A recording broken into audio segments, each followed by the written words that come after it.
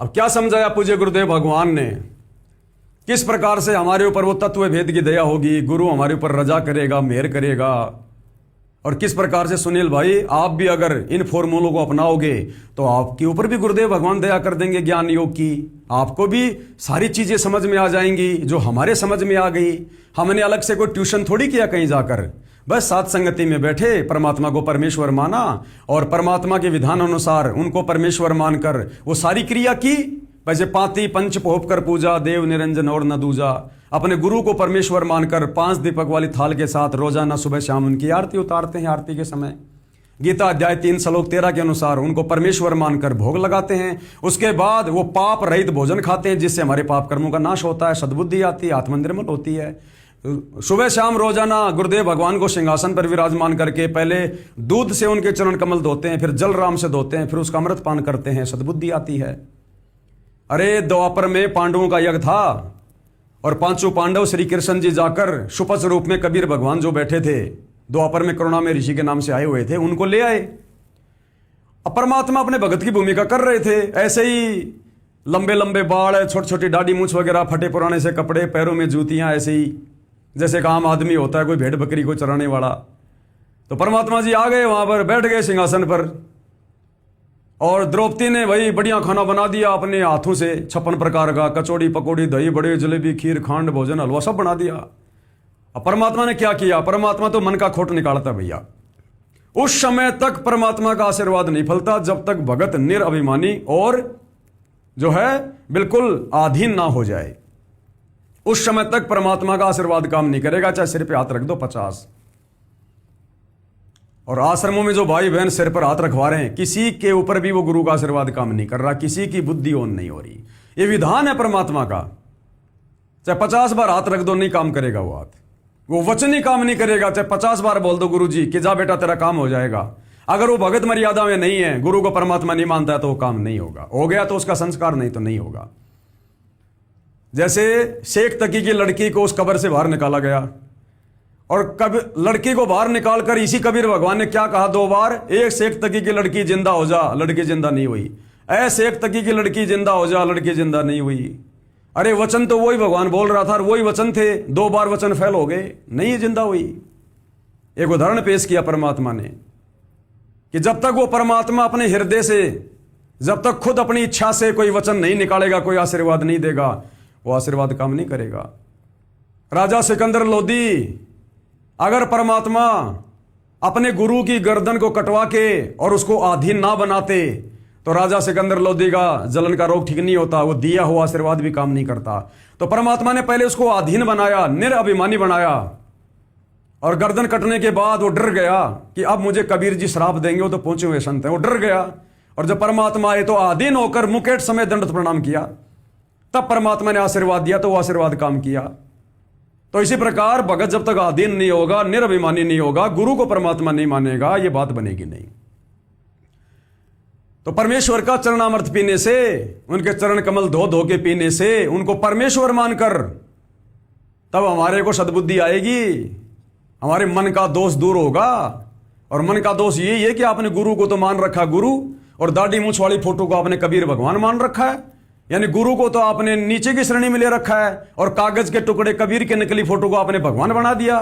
तो यह है दोष, अपने मन का दोष है। तो द्रौपदी ने क्या किया? बढ़िया खाना बना दिया 56 प्रकार का। परमात्मा को पता था कि द्रौपदी के अंदर अभी टेढ़ापन है, बंक है, अभी बहुत मान गुमान है, इसके अंदर अहंकार है। और वो अहंकार जब तक नहीं जाएगा तब तक वो शंख नहीं बजेगा, या उनका वो पापकर्म ठीक नहीं होंगे। तो परमात्मा ने सारे भोजन के 5 ग्रास बना लिए, थोड़ा थोड़ा निकाल लिया और गोल मोड़ करके और खाने लग गए। अब द्रौपदी ने सोचा तो ये था कि मेरे हाथ का बनाया भोजन खाएगा तो वाह वाही करेगा, और इसने तो खाना भी नहीं आता, ये हबसी आदमी कहाँ से पकड़ के ले आई, जंगल में रहने वाला, घास फूस खाने वाला है। पता नहीं क्या क्या सोचा, क्या क्या बोला उसने अपने मन ही मन में उस परमात्मा के विषय में। अब शंख नहीं बजा, जिस स्पीड से बजना चाहिए था वैसा नहीं बजा। तो श्री कृष्ण जी ने कहा कि भैया कमी अपने घर में है, और परमात्मा ने श्री कृष्ण जी को प्रेरणा कर दी। श्री कृष्ण ने कहा कि द्रौपदी बहन सच्ची सच्ची बताना, जब ये संत जी खाना खा रहे थे तेरे मन में क्या दोष आया? उसने कहा कि भाई मेरे मन में ये दोष आया कि मैंने तो धुआं में आंख फुड़वाई, इतना बढ़िया भोजन बनाया और इसने तो हबसी ने खाना भी नहीं आता, ये जंगल में घास फूस खाने वाला क्या जाने ये राजमहलों के भोजन का क्या आनंद होता है। तो श्री कृष्ण ने कहा कि बहन तूने तो बहुत बड़ा पाप कमा लिया, बहुत बड़ा पाप। अरे संत को भोजन करा दिया, तूने कोई एहसान कर दिया क्या? संत ने तेरे ऊपर एहसान कर दिया जो तेरे घर के टुकड़े तोड़ लिए। नालायक, चरण धोके पी। उसी समय द्रौपदी ने, जिसको शूद्र समझ रही थी, जंगल में रहने वाला समझ रही थी, उनके चरण धोके पिए, चरण धोके। तब द्रौपदी के मन का दोष खत्म हुआ, तब वो शंख बजा। तो इसी प्रकार हम सत्सेवक भाई बहन रोज अपने गुरुदेव भगवान के चरण कमल धो धो के दिन में 2 बार पीते हैं, तो मन में दोष कहां रहेगा मेरे भाई।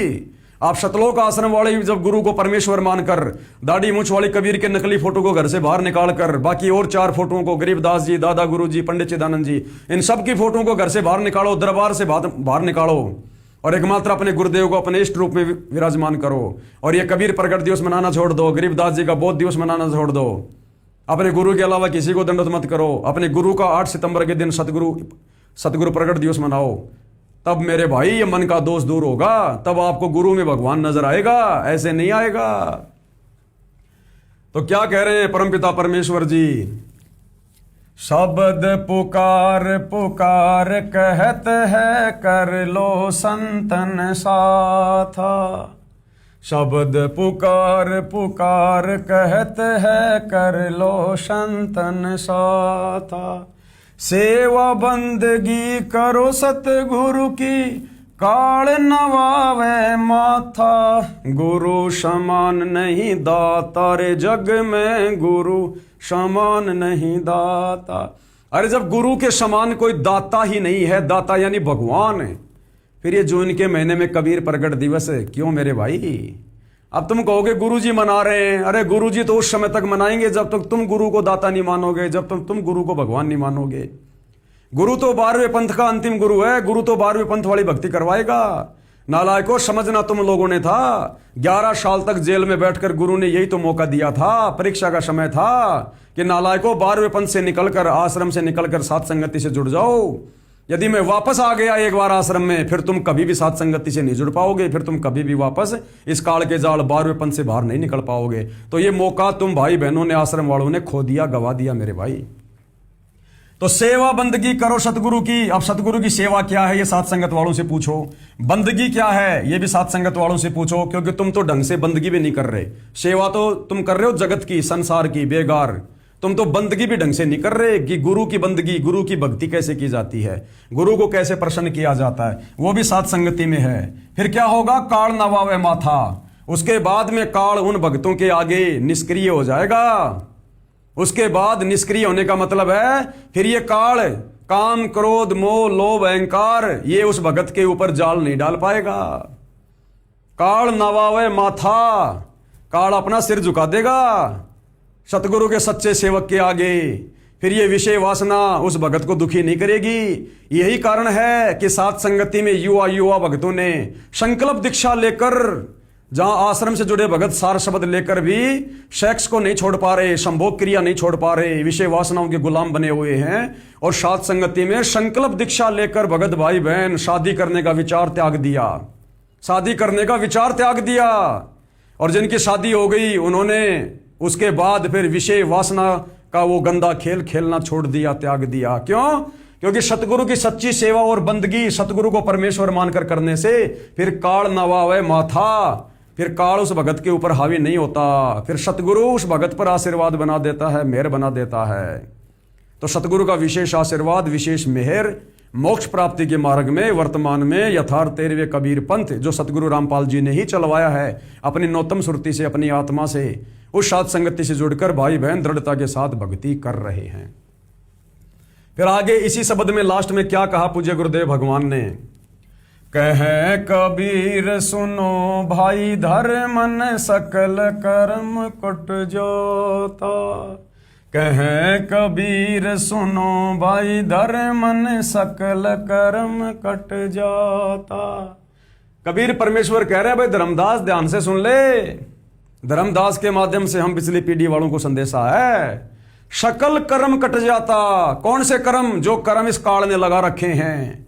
इंद्री कर्म ना लगे लगारम, जो भजन करे निर्द्वंद रे। जो विषय वासनाओं के कर्म इस काल ने लगा रखे हैं वो सारे कर्म तेरे कट जाएंगे, नष्ट हो जाएंगे। अब सुनील भाई का कहना है, ये सुनील भाई है, इनके दर्शन कर लो पहले।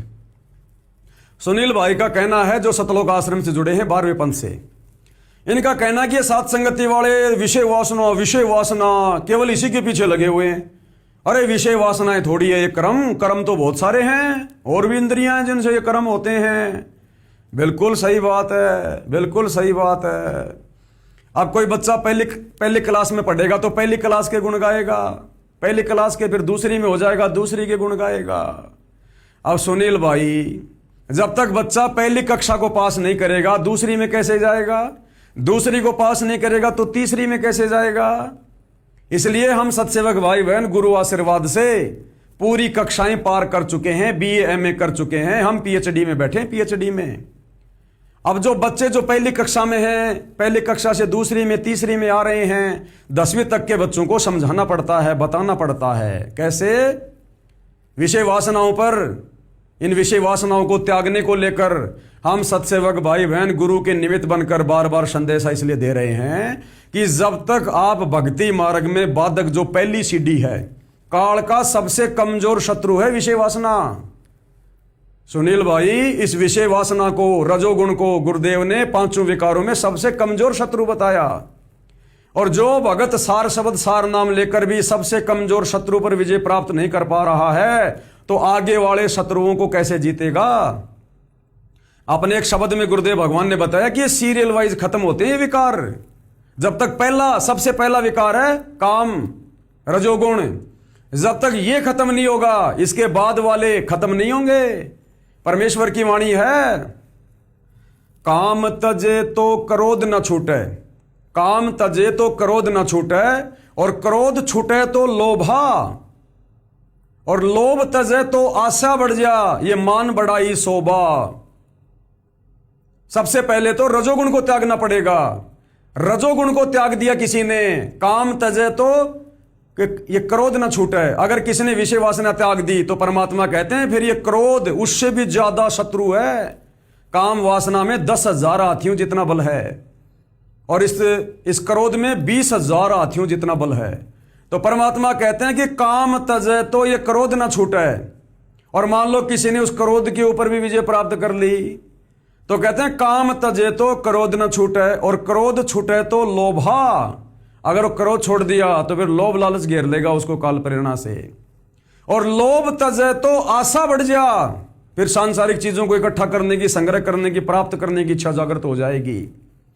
और या तो मान लो वो आशा भी छूट गई, फिर ये मान बढ़ाई शोभा, फिर भगत पे मान बढ़ाई छा जाएगी कि मैं तो निर्विकारी हंस हो गया, फलाना हो गया, ये हो गया। तो कहते हैं ये भी तत्व है कि भेद से ही भेद मिटेगा। अगर किसी में सारे विकार त्यागने के बाद फिर यदि किसी प्रकार का कोई ये मान बढ़ाई वाला अवगुण आ गया तो भी वो भगत मार खा जाएगा। इसलिए अगर सारे विकारों पर गुरुदेव भगवान ने विजय प्राप्त करवा दी है तो अपने गुरुदेव का धन्यवाद करते रहो और अपने भगत भाई बहनों को समझाने की दृष्टि से इस विषय पर चर्चा करो। अपनी प्रशंसा करवाने की दृष्टि से कि मैं विषय विकारों से दूर हो गया, जिस प्रकार नारद जी ने किया था। अगर इस प्रकार से बखान करोगे तो मार खा जाओगे। लेकिन दूसरे भगत भाई बहनों को समझाने की दृष्टि से, क्योंकि समय थोड़ा है मोक्ष प्राप्ति में, यदि इस हिसाब से अगर वीडियो बनाओगे, चर्चा करोगे तो कोई दिक्कत नहीं किसी प्रकार की। तो सुनील भाई, हम परमेश्वर के विधान पे चलते हैं, परमेश्वर की वाणियों पे चलते हैं। इसलिए बार बार आप सतलोक आश्रम से जुड़े भाई बहनों को जो सबसे पहला और सबसे जो कमजोर जो शत्रु है रजोगुण विषय वासना, जिसमें 10,000 हाथियों जितना बल है, हम लोग आप लोगों को उससे दूर होने की सलाह दे रहे हैं गुरुदेव के ज्ञान आधार से कि पहले तुम रजोगुण से तो दूर हो, बाकी शत्रुओं पर तो उसके बाद विजय प्राप्त होगी। काम तजे तो क्रोध न छूटे, और क्रोध तजे तो लोभा, लोभ तजे तो आशा बढ़ जा, ये मान बढ़ाई शोभा, संतों माया तजी न जाए। तो ये माया सतगुरु के विशेष आशीर्वाद से छोड़ी जा सकती है। तो सोचो सत्सेवकों पर कितना विशेष आशीर्वाद है। तुम आश्रम वाले तो वो सबसे छोटा और सबसे जो कमजोर जो शत्रु है विषय वासना, तुम तो वो भी नहीं छोड़ पा रहे, तो मोक्ष प्राप्ति का मार्ग तो बहुत दूर है। इसलिए परमात्मा जी कह रहे हैं, कहें कबीर सुनो भाई धर मन सकल कर्म कट जाता। यानी गुरु को परमेश्वर मानकर, गुरु वचन में रहकर, मर्यादा में रहकर भक्ति करने से, पतिव्रता पद पर रहकर गुरु को इष्ट मानकर साधना करने से, काल के जो कर्म तुम्हें जो फंसाने के लिए लगाए हुए हैं, जो इंद्रिय कर्म हैं विषय वासनाओं वाले, उन तमाम कर्मों से तुम पीछा छुड़वा लोगे।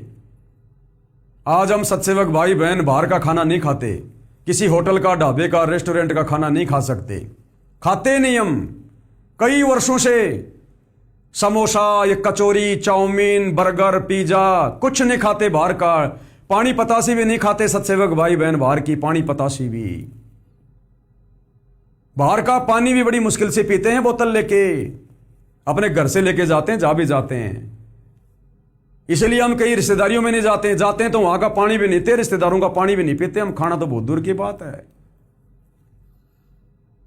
तो परमेश्वर ने हर प्रकार की विषय वासनाओं से दूर कर रखा है, हर प्रकार की विषय वासनाओं में परमेश्वर ने संयमित कर रखा है। तब जाकर भाई और बहनों यह दया हुई है साथ संगति में। कहे कबीर सुनो भाई धर मन सकल कर्म कट जाता। पर्दा खोल मिलो सतगुरु से पहुँचो लोक सुना था। गुरु समान नहीं दाता रे जग में, गुरु समान नहीं दाता। गुरु समान नहीं दाता रे जग में, गुरु समान नहीं दाता। गुरु समान नहीं दाता रे जग में, गुरु समान नहीं दाता। इस प्रकार से भाई और बहनों, हम अपने पूज्य गुरुदेव भगवान के सत भक्ति मार्ग में शास्त्र अनुकूल साधना हर प्रकार से मर्यादाओं में रहते हुए कर कर अपनी आत्मा का कल्याण करवा सकते हैं। पर्दा खोल मिलो सतगुरु से। पर्दा खोलकर यानी अपने अंतःकरण को साफ करके, इन सारे विषय विकारों से मुक्ति प्राप्त करके, निष्कपट होकर, पतिव्रता पद पर रहकर जब आप अपने गुरुदेव भगवान की भक्ति करोगे, उसको कहते हैं पर्दा खोल मिलो सतगुरु से। यानी कोई आड़, कोई बाधा जो काल ने लगा रखी है आपके और आपके गुरु की भक्ति के बीच में नहीं होनी चाहिए, उसको कहते हैं पर्दा खोल मिलो सतगुरु से। सतगुरु से मिलना उसको कहते हैं। सतगुरु से मिलना केवल ये नहीं होता कि गुरु जी के पास आश्रम में चले गए हैं, गुरु ने आशीर्वाद दे दिया, बातचीत हो गई, आमने सामने मिलना, वो मिलना नहीं होता। उस मिलने का लाभ अलग है, वो आंशिक लाभ है। लेकिन जो सूक्ष्म लाभ है वो उस साक्षात वाले लाभ से कहीं ज्यादा है।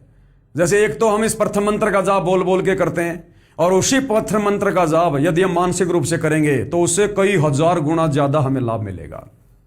तो एक तो होता है कि गुरुदेव भगवान से फिजिकली मिलना, और एक होता है मानसिक तौर से मिलना। तो मानसिक रूप से मिलना क्या होता है? अब यहां कहने का मेरा मतलब ये नहीं है कि हम कभी गुरुजी से मिलेंगे नहीं। अरे हम तो अभी नंगों पैर दौड़कर चले जाएंगे, लेकिन भाई कब? गुरुजी के विधान के अनुसार हम गुरु वचन में चलते हैं। गुरु वचन में हम सत्सेवक भाई बहनों की नो एंट्री हमारे गुरुदेव भगवान ने कर रखी है, सतगुरु रामपाल जी ने। हिसार जेल से जो ऑडियो वीडियो इन सतलोक आश्रम वालों ने निकाले हैं, जिसमें हमें गुरुद्रोही कहा गया है, तो कहा किसने? गुरुदेव भगवान ने। तो ठीक इसी प्रकार जब तक गुरुदेव भगवान ऑडियो वीडियो में सार्वजनिक तौर पर हमें यह कहकर कि बच्चों तुम्हें माफ कर दिया है, कोई बात नहीं, या आ जाओ मेरे बच्चों, वो परीक्षा थी, वो मेरा खेल कुछ अलग था, सारे खेल हमने किए, हमसे मिले सो निश्चय जिए, और आ जाओ मेरे सत्सेवक बच्चों। जिस प्रकार नाम ले लेके गुरुदेव ने नो एंट्री की है, जिस समय आने पर गुरुदेव भगवान नाम ले लेकर हमारी एंट्री करेंगे, उस समय दौड़कर जाएंगे। फिर सुनील भाई तुम्हारे से पूछने की जरूरत नहीं हमारे को, हम गुरु वचन में चलते हैं। हम पीले पर्चों के हिसाब से नहीं चलते, हम किसी भगत के कहने के हिसाब से नहीं चलते कि आ जाओ गुरु जी का आदेश आ गया कर लो दर्शन। नहीं। क्या गुरुदेव ने किसी को आदेश दिया जेल से बाहर आने के बाद ऑडियो वीडियो में कि आ जाओ मेरे दर्शन करने? अरे गुरु वचन में चलते हो ना, आदेश किसने दिए? पीले पर्चों ने, तुम्हारे जैसे 2 कोड़ी के भक्तों ने। तो तुम किसके आदेश मान रहे हो? अपने गुरु के या उन 2 कोड़ी के उन भक्तों के? इसलिए तुम्हारे को विशेष आशीर्वाद नहीं मिल रहा। अरे जगत वालों को तो गुरुदेव भगवान गले मिला रहे हैं, और तुम्हारे तो खाली सिर पे हाथ रख रहे हैं, क्योंकि तुम्हें वो विशेष आशीर्वाद नहीं मिल रहा। तो जब वो समय आएगा तब जाएंगे हम। उस समय हमने आप जैसे भाइयों से पूछने की जरूरत नहीं है कि हम आश्रम में क्यों नहीं जाते, गुरुजी से क्यों नहीं मिलते। और बाकी हम जो गुरुजी से मिलन कर रहे हैं, तुम तो इस जन्म में तो बड़ा मुश्किल लगता है मुझे कि तुम्हारा उस प्रकार से मिलन हो जाएगा, क्योंकि वो मिलन होता है यथार्थ 13वें कबीर पंथ सात संगति से जुड़कर ज्ञान को आधार बनाकर, और वो मौका भाई तुम गवा चुके हो, खो चुके हो। तो ये जन्म तो मुझे नहीं लग रहा कि तुम उस सूक्ष्म रूप से मिलन कर सकते हो। तो असल में अपने गुरु से मिलना क्या होता है वो भी गुरुदेव भगवान ने बताया। वो भी गुरुदेव भगवान ने बताया कि वास्तव में मिलना क्या होता है, सुन लो। गुरु से मिलना यानी गुरु के प्रति पूरी श्रद्धा हो जाना और गुरु जी के प्रत्येक आदेश का पालन करना, ये गुरु जी से मिलना होता है। सुन लिया, गुरु जी से मिलना क्या होता है? गुरु जी के प्रति असीम श्रद्धा, as a god, as a परमात्मा। तो सत्सेवक भाई तो अपने गुरु को परमात्मा मानते हैं, दाढ़ी मूछ वाले कबीर के नकली फोटो को नहीं मानते। और क्या बताया फिर आगे? गुरु जी के प्रत्येक वचन पर चलना। कौन सा वचन? सत्संग रूपी वचन, गुरु की मर्यादा। और क्या वचन बताएगा गुरु? सत्संग ही गुरु का वचन है। तो आज गुरु के सत्संगों पर कौन चल रहा है? मर्यादाओं में रहकर भक्ति कौन कर रहा है? सत्सेवक भाई बहन। इसी को गुरु से मिलना कहते हैं, इसी को गुरु से मिलना कहते हैं। और जब समय आएगा तो शरीर से भी मिल लेंगे भाई, कौन सी बड़ी बात है, शरीर से भी मिल लेंगे। एक बार फिर से सुन लो, वास्तव में गुरु से मिलना क्या होता है। तो वास्तव में यदि कोई आज घर बैठकर भी अपने गुरु जी से मिल रहा है रोज, तो सत्सेवक भाई बहन मिल रहे हैं, केवल सत्सेवक भाई बहन, बिना लाइन में लगे, बिना धक्के खाए। गुरु से मिलना यानी गुरु के प्रति पूरी श्रद्धा हो जाना और गुरु जी के प्रत्येक आदेश का पालन करना, ये गुरु जी से मिलना होता है। गुरु के प्रत्येक आदेश की पालना करना। 25 साल से गुरु का थूक सूख गया कि बच्चों धक्के मत खाओ, हमने राजनेताओं से, राजनीति से कोई लेना देना नहीं है। हमारा शतलोक आश्रम गैर राजनीतिक संस्था है, हमारा किसी राजनीति, किसी राजनेता से कोई लेना देना नहीं है। और तुमने उनकी गैर हाजिरी में वचन की धज्जियां उड़ा दी। 2019 में बीजेपी सरकार के बन गए चमचे, बीजेपी सरकार का समर्थन कर दिया, गांव गांव जाकर उसका समर्थन कर रहे हो। बीजेपी को, उसको, कांग्रेस को 2019 में तुम कांग्रेस के समर्थक बनकर खड़े हो गए सतगुरु रामपाल जी के भगत होकर। और उसी भूपेंद्र सिंह हुड्डा को मुख्यमंत्री बनाने के लिए 2019 में कांग्रेस का समर्थन करवा के सतलोक आश्रम वालों ने संगत की दुर्गति करवाई, कर्म फुड़वाए। जिस भूपेंद्र सिंह हुड्डा ने करोथा कांड करवाया, 21 महीने सतगुरु रामपाल जी को जेल में डलवाया, उसी भूपेंद्र सिंह हुड्डा के पक्ष में खड़े होकर उसको मुख्यमंत्री बनाने के लिए वोट कर रहे हो, अपने गुरु जी के विरोधी को, शत्रु को। तो तुम गुरुमुखी हो या गुरुद्रोही हो? तुम कहां अपने गुरु जी के वचन में रहे, अपने गुरु की गैर हाजिरी में? और 2024 में उसी बीजेपी सरकार के तुम चलवे चाटने लग गए सारे सतलोक आश्रम वाले, केवल मैनेजमेंट के कहने पर, गुरु के परिवार के बोलने पर। जिस बीजेपी सरकार के शासनकाल में 2014 का बरवाला कांड हुआ, और जिस बीजेपी सरकार को तुम लोग भाषण दे दे के सबसे बड़ा दोषी बताया करते थे बरवाला कांड का, तुम्हारे गुरु के ऊपर जिस सरकार ने देशद्रोह का मुकदमा लगवा दिया, उसी सरकार के तुम पक्ष में खड़े होकर तुम उसका समर्थन कर रहे हो। रहे तुम गुरु वचन में? कब कहा तुम्हारे गुरुदेव ने कि हमारे को किसी धाम पे जाना चाहिए? परशुराम के धाम पर क्यों गए भाई? क्या था वहां तुम्हारा? तुम्हारे दादाजी के श्राद्ध थे क्या वहां पर? क्यों गए? क्यों अपनी मर्यादा तोड़वाई? क्यों गुरु वचन को तोड़ा? राम मंदिर अयोध्या क्यों 1 महीने का भंडारा लगाया? तुमने तो आन उपासना को बढ़ावा दिया, आन उपासना को बढ़ावा। अरे लगाओ फिर, अभी ये कावड़ यात्रा सावन के महीने में शुरू हो जाएगी, इन कावड़ियों के लिए लगाओ, भंडारा लगाओ, टेंट लगाओ, डॉक्टरों की व्यवस्था करो, इनके पैरों की मालिश करो। अरे करो ना, ये बाबा श्याम जी के भंडारे लगते हैं, लगाओ जगह जगह टेंट, खिलाओ इनको, सुबह शाम उतारो बाबा श्याम की आरती उनके साथ मिलके। सारी संगत की मर्यादा तोड़वा दी, बेड़ा गर्क करवा दिया। 100 वर्ष सतगुरु की पूजा, 1 दिन अनुपासी, उस अपराधी आत्मा को पड़े काल की फांसी। कहां सतगुरु के निकट हो तुम? आशीर्वाद छोड़ो, आश्रम में जाके गोद में बैठ जाओगे तो भी कुछ नहीं मिलेगा। बाकी सतगुरु तो सबसे प्यार से बोलेगा, आ बेटा, आ बेटी, अरे बेटी मेरी आत्मा गदगद कर दी, अरे वाह वाह वाह। गुरु तो ऐसे कहेगा भैया, ऐसे कहेगा गुरु। गुरु का विधान काम करेगा भगत के ऊपर, क्या सही और क्या गलत है। टीचर किसी से नाराज नहीं होता, सबको अपने जैसा समझता है, अपने बच्चे जैसा। लेकिन भैया उसने परीक्षा में जो लिखा है परिणाम तो उसी अनुसार आएगा, उसी अनुसार। तो भैया तुम सब अपनी नैया डुबो चुके हो, अपनी नैया गर्त में ले जा चुके हो, गर्त में।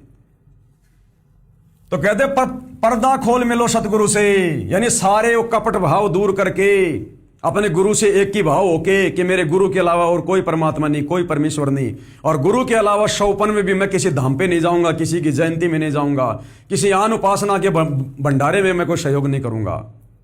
वो होता है पर्दा खोल मिलो सतगुरु से। तुमने तो पर्दे क्या, तुमने तो ढंग से लगा रखे हैं, तुमने तो मोटे मोटे ताले जकड़ रखे हैं अपने गुरु के और अपने बीच में अज्ञानता के। पर्दा खोल मिलो सतगुरु से, पहुंचो लोक सुना था, वो आत्मा उस सतलोक सुनाथ अच्छे लोक में पहुंचेगी, अविनाशी लोक में पहुंचेगी, पूर्ण मोक्ष प्राप्त करेगी। बाकी नहीं कर सकते मेरे भाई, कितनी कोशिश कर लो, कितना प्रयत्न कर लो। तो भाई और बहनों, दास अभी 2-4 दिन से कहीं सेवा में बाहर था। परमेश्वर जी का सिंहासन तैयार हो रहा है, इस महीने हो सकता है लास्ट तक सिंहासन बन के आ जाएगा। तो दास 3 दिन से उस सेवा में गया हुआ था, और लगातार वीडियो बनने से दास का गला भी थोड़ा सा ऐसा ही हो रहा है। फिर शाम को भी वीडियो बनाना है, क्योंकि 21 जून 2026 से रात्रि 8:30 बजे इसी Facebook page Pawan Das is live पर जो है गुरुदेव भगवान की जो पवित्र पुस्तक है कबीर बड़ा या कृष्ण, उसके ऊपर वीडियो शुरू हो जाएंगे। और ये विशेष वीडियो हैं, भगत समाज को भी देखने चाहिए, जगत को तो अवश्य देखने चाहिए। तो उसके ऊपर भी लगातार वीडियो बन रहे हैं, दिन में 2-2 वीडियो। बीच बीच में इन भाइयों की शंकाओं के ऊपर दास को लाइव भी आना पड़ता है। तो परमेश्वर ने जो एक विशेष जिम्मेदारी या सेवा कह लीजिए, जो दास को भीख रूप में, जैसे कहते हैं ना कि कुत्ते को मतलब टुकड़ा डाल देते हैं, तो ऐसे पूज्य गुरुदेव भगवान ने इस पवन कुत्ते को ये सेवा के टुकड़े डाल रखे हैं। तो दास भूखा है, भूखा, और भूखा कुत्ता टुकड़े को तुरंत खा जाता है, छोड़ता नहीं है दूसरे कुत्तों के लिए। हाँ, कोई ज़बरदस्ती आके खा गया तो बात अलग है। तो जो सेवा परमात्मा दास को डाल रहे हैं, इस कुत्ते को कुत्ता समझकर, हूँ ही कुत्ता, तो दास तो भाई उन टुकड़ों को छोड़ेगा नहीं। मैं तो योगों योगों से भूखा हूँ इस भक्ति का। तो बहुत बड़ी दया हो रही है, बहुत बड़ी मेहर हो रही है पूज्य गुरुदेव भगवान की, और सभी पे हो रही है। जितने भी भाई बहन साथ संगत से जुड़े हैं, सब के ऊपर ऐसी असीम रजा गुरुदेव भगवान की बनी हुई है, और उस समय तक बनी रहेगी जब तक गुरु को परमात्मा मानकर साथ संगति से जुड़कर लगे रहेंगे। और जिन जिन भगत भाई बहनों को अगर गुरुदेव भगवान से जाकर दीक्षा लेनी है, भाई बिल्कुल ले लीजिएगा। चाहे वो संकल्प दीक्षा से जुड़ा हो, चाहे वो प्रथम नाम वाला हो, शतनाम लेना चाहता हो, भाई साथ संगति में किसी के ऊपर कोई बाउंडेशन नहीं है, कोई प्रतिबंध नहीं है। ये स्वतंत्र मार्ग है। जो भाई बहन चाहें तो जाकर नाम दीक्षा ले सकते हैं, हमें कोई दिक्कत नहीं है।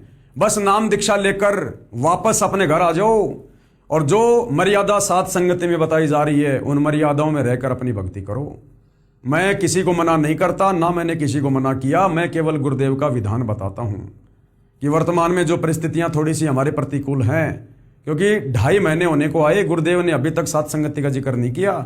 जिस साथ संगति का परमात्मा महीने में 4 बार जिक्र किया करते थे, लेटर लिखकर, ऑडियो बनाकर, वीडियो बनाकर, आज परमेश्वर बाहर आ चुके हैं। आज तो आते ही जिक्र करना चाहिए था, क्यों नहीं कर रहे? क्योंकि अभी भी वो गंदगी बची हुई है, जिस गंदगी को परमात्मा ने साथ संगति वाले भाई बहनों को निमित्त बनाकर साफ करवाना है। वो संदेशे जो परमेश्वर की चंद पुस्तकों के ऊपर जो वीडियो जो बनने थे वो नहीं बन पाए थे, वो वीडियो परमात्मा ने बनवाने हैं।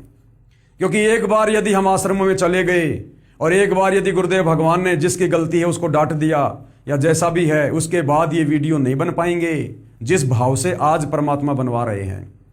तो गुरुदेव के बाहर आने के बाद में 38 वीडियो 2-2, 2.5-2.5, 3-3 घंटे के ज्ञान गंगा पुस्तक के ऊपर बन चुके हैं, लाइव चल चुके हैं।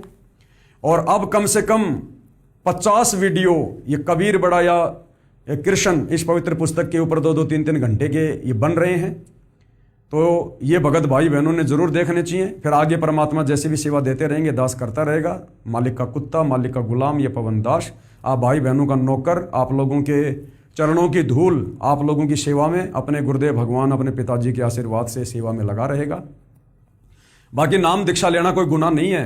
मैं फिर कह रहा हूं, नाम दीक्षा कोई सत्सेवक भाई बहन लेना चाहे जो संकल्प वाला है, भाई ले सकता है, कोई प्रॉब्लम नहीं है। लेकिन लेना जाकर सतलोक आश्रम धनाना में, और पहले अपने गुरुदेव से मिलना, पहले अपने गुरुदेव से मिलना, और गुरुदेव यदि आज्ञा दे दें कि हाँ बेटा दीक्षा ले ले, वो चाहे डीवीडी से हो, चाहे वो स्वयं दें गुरुदेव भगवान, उसके बाद वो दीक्षा काम करेगी। और यदि तुम्हें इस बात का विश्वास है इतने दिनों से साथ संगति से जुड़कर कि ये परमेश्वर का खेल कुछ अलग चल रहा है और आने वाले दिनों में परमेश्वर सब कुछ क्लियर कर देंगे, दूध का दूध और पानी का पानी, क्योंकि संगत तो अपनी बुद्धि विवेक से ज्ञान आधार से नीर खेर का निवारण नहीं कर पाई, इसलिए अंत में परमात्मा ने ही करना पड़ेगा। तो उस समय फिर वैसे सबको दीक्षा मिल जाएगी, सबको सारे नाम मिल जाएंगे। तो अगर वो कोई विश्वासी भगत है, ज्ञान आधारी है, तो समय का इंतजार करो, अन्यथा भाई मेरी तरफ से किसी पे कोई दबाव, कोई पाबंदी ना पहले थी, ना आज है, ना कभी आगे होगी। जब मर्जी जाओ नाम दीक्षा लो, और नियम और मर्यादा जो परमात्मा ने अपने यथार्थ 13वें कबीर पंथ सात संगति में लागू करवा रखे मोक्ष के लिए, भाई रहना पड़ेगा उन मर्यादाओं में, उन नियमों में। अगर ये नियम तोड़ोगे, मर्यादा भंग करोगे, तो चाहे गुरु की गोद में जाके बैठ जाना, कोई लाभ कोई फायदा किसी प्रकार का नहीं। ठीक है, जो भक्ति करोगे उसका लाभ गुरु दे देगा, धनवान बन जाओगे, धनपति बन जाओगे, नौकरी लग जाओगे, समाज में तुम्हारी इज्जत हो जाएगी, वो सब कुछ मिलेगा, लेकिन मोक्ष नहीं मिलेगा।